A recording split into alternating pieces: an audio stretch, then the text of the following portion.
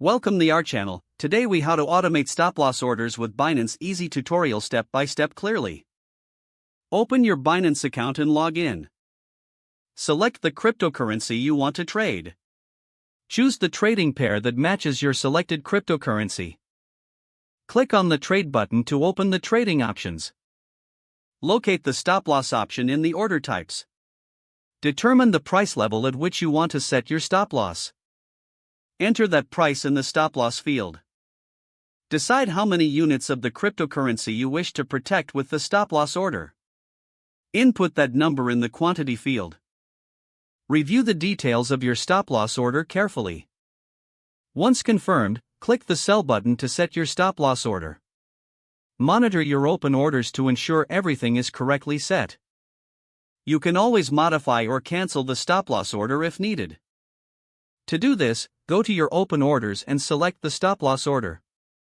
Adjust the parameters as required or click the Cancel button. Always keep an eye on market conditions that might affect your stop-loss strategy. With these steps, your stop-loss is now automated on Binance. Ensure you understand how stop-loss orders work to optimize your trading strategy. Regularly assess and adjust your stop-loss levels as your trading evolves. If the page does not load, refresh the browser or try again in a private or incognito window.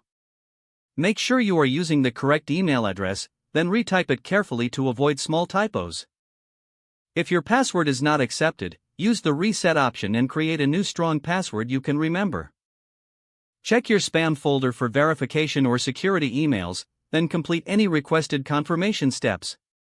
Enable two-factor authentication if available to improve account security and reduce unauthorized access risk. After signing in, review your profile details so your contact information and settings are accurate and current. If you see an error message, note it down and try again after restarting your device and internet connection. Log out when you finish, especially on shared devices, to keep your account and payment information secure. Don't forget to like this video and subscribe to our channel for more step-by-step tech guides.